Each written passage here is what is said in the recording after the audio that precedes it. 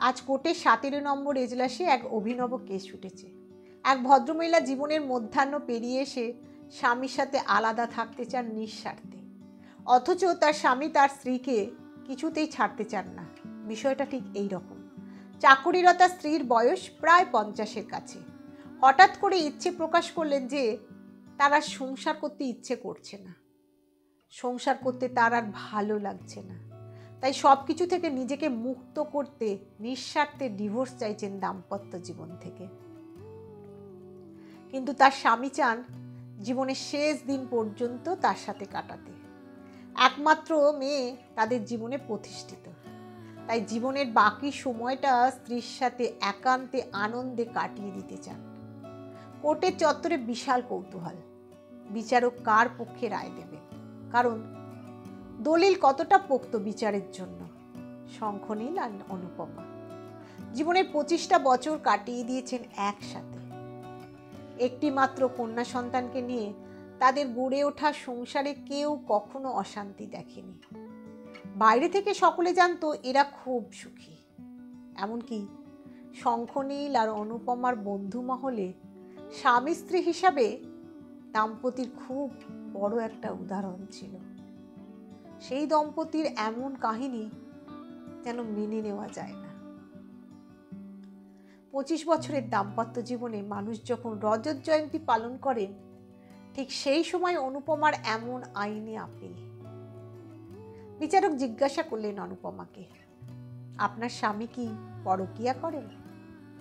অনুপমার উত্তর, বর্তমানে আমার স্বামীর জীবনে আমি ছাড়া কেউ নেই, আমি তার সবচেয়ে কাঙ্ক্ষিত নারী।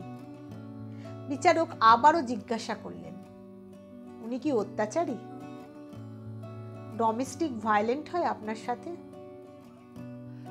অনুপমা হেসে বলল, মোটা টাকা মাইনে পাওয়া বউয়ের উপর কি কেউ ডোমেস্টিক ভায়োলেন্ট করতে পারেন? কোনো স্বামী আমার মনে হয় না। এমনটা কোনো স্বামী থাকতে পারে বলে আমার জানা নেই বিচারক। বিচারক বললেন, কেন ডিভোর্স চান আপনি আপনার স্বামীর থেকে? আপনার সাথে কোনো কিছুই তো খারাপ না হলে আপনি শুধু শুধু তো একটা সম্পর্ক থেকে বেরিয়ে যেতে পারেন না। বিচারকের এমন প্রশ্নে অনুপমা উত্তর দিতে শুরু করল, আজকের ভালোটুকু দেখে আপনি বিচার করবেন ধর্মমতার? আমার বিগত 25 বছরের কষ্ট, গ্লানি, চোখের জল, অমানসিক শারীরিক পরিশ্রম, তার কি কোনো মূল্য নেই? কলেজ জীবনের বন্ধুত্ব দিয়ে প্রেম আসে আমাদের জীবনে। দীর্ঘ 7-8 বছরের প্রেমের পর আমাদের বিবাহিত জীবন শুরু হয়।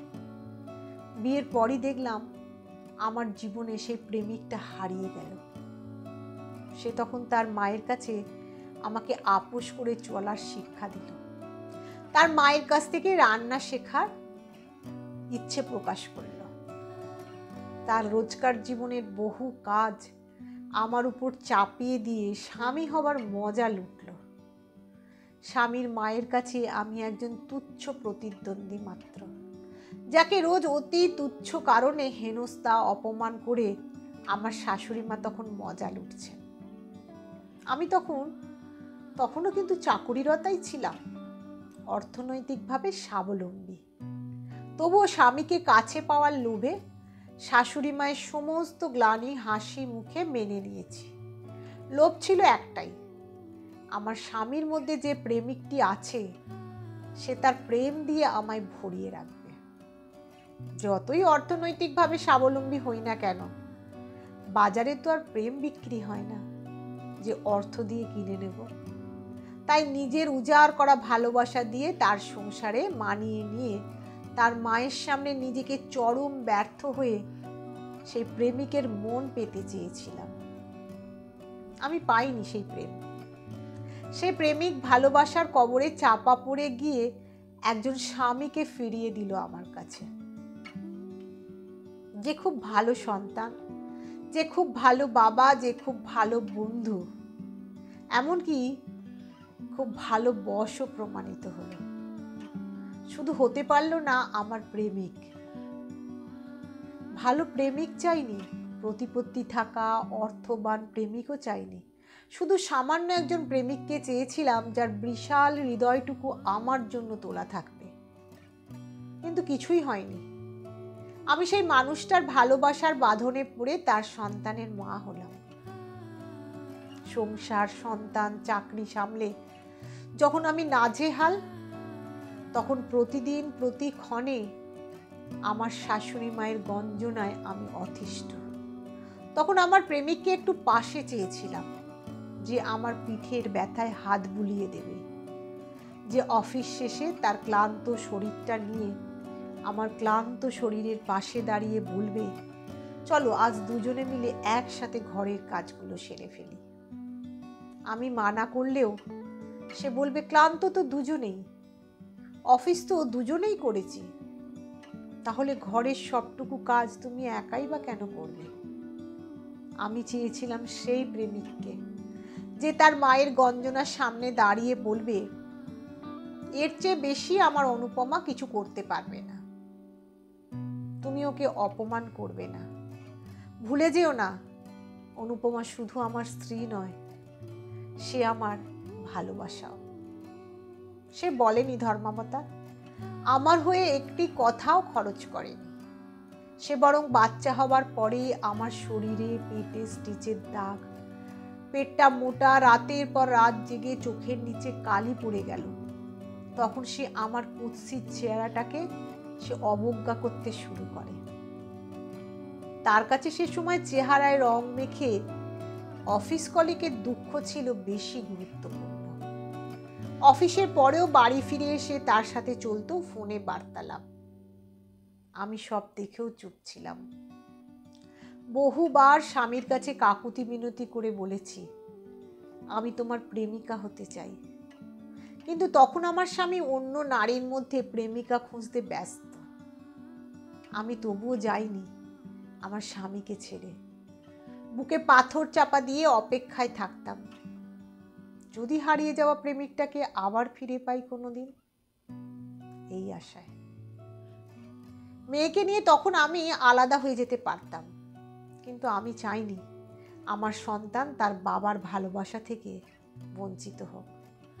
আমার স্বামীকে ভেবে দেখেছিলাম, আমার স্বামী কি ভাবলো যে তার প্রেম ভালোবাসাকে যদি আমি তার মতো অপমান করতাম, চলে আসতাম অন্য পুরুষের কাছে, তাহলে তার কেমন লাগতো?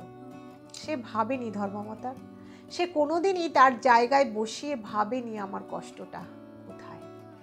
বরং আমার কিঞ্চিত প্রতিবাদ তার পুরুষত্ব নাড়িয়ে দিত। আমার সিথির এক চিলতে করুণার সিঁদুর দিয়েছে বলে বহুবার বলতে পেরেছে, বউ বউয়ের মতো থাকবে। হ্যাঁ ধর্মাবতার, বউ হয়ে বেঁচে থাকতে রয়েছে আমায়, প্রেমিকা হতে পারিনি। একমাত্র মেয়ের যাবতীয় দায়িত্ব একা হাতে বয়ে চলেছে নিঃশব্দে। যতই কষ্ট হোক না কেন আমি মুখ ফুটে বলতে পারিনি, কারণ আমি জানি আমার সব অনুরোধের একটাই উত্তর আসবে, পারবো না। আমার স্বামী তার সেরা বউয়ের উপাধি দিয়েছে তার বন্ধু মহলে। গর্ব করে বুক ফুলিয়ে বলেছে, আমার বউয়ের সাথে আমার কখনোই ঝগড়া হয় না, আমার বউ ভীষণ অ্যাট্রাক্টিভ, আমার ব্যক্তিগত জীবন নিয়ে কখনোই নাক গলায় না। কখনো কি করে নাক গলাবে বলুন তো? তার ব্যক্তিগত জীবনটা তো তার একার ছিল। সে বিবাহিত হয়ে বিনা নোটিশে বন্ধুদের সঙ্গে বেরিয়ে পড়তো, রাতের পর রাত আড্ডা দিয়ে কাটিয়ে দিত নির্দ্বিধায়। কখনো জানতে চায়নি অনুপমার তাকে প্রয়োজন আছে কিনা। তার ব্যক্তিগত জীবনটা যেমন তার একার, আমার ব্যক্তিগত জীবনটা কি আমার একান্ত নয়? আমি দীর্ঘ 25টা বছর ধরে আমার স্বামীর ভূমিকা পালন করে এসেছি, স্ত্রীর ভূমিকা সুন্দরভাবে করে গেছি। 23 বছর ধরে মায়ের ভূমিকা পালন করেছি, যে সন্তানকে যেচে পৃথিবীতে নিয়ে এসেছিলাম তার প্রতি সমস্ত দায়িত্ব পালন করেছি, তাকে তার জীবনে প্রতিষ্ঠিত করে দিয়েছি, স্বাবলম্বী করে দিয়েছি, নিজের জীবনকে শূন্য করে সবার জীবন পরিপূর্ণ করে দিয়েছি। কিন্তু বিনিময়ে আমি কি পেয়েছি? কিচ্ছু না। বরং প্রতি মুহূর্তে আমার ভেতরের প্রেমিকাকে মরতে দেখেছি, অবসাদে মরতে দেখেছি, কাঁদতে দেখেছি নিঃশব্দে। সেই প্রেমিকাকে বাঁচাতে পারিনি আমি ধর্মাবতার, কিন্তু আমার মধ্যে যে মানুষটা বেঁচে আছে এখনো, তাকে আমি পূর্ণরূপে বাঁচতে দিতে চাই। সেই মানুষটার জীবন যত শূন্য আছে তাকে তৃপ্তি দিয়ে পূর্ণ করতে চাই। জীবন সায়নে এসে বন্ধন মুক্ত হতে চাই। সংসারের সব মেকি সম্পর্ক থেকে বেরিয়ে আমি না জানি আমার স্বামীকে ছাড়তে চাই না। আমার স্বামী আমাকে কেন ছাড়তে চায় না জানেন? কারণ দীর্ঘ 25 বছর আমার সেবা পেয়ে তার এটা অভ্যাসে দাঁড়িয়ে গেছে।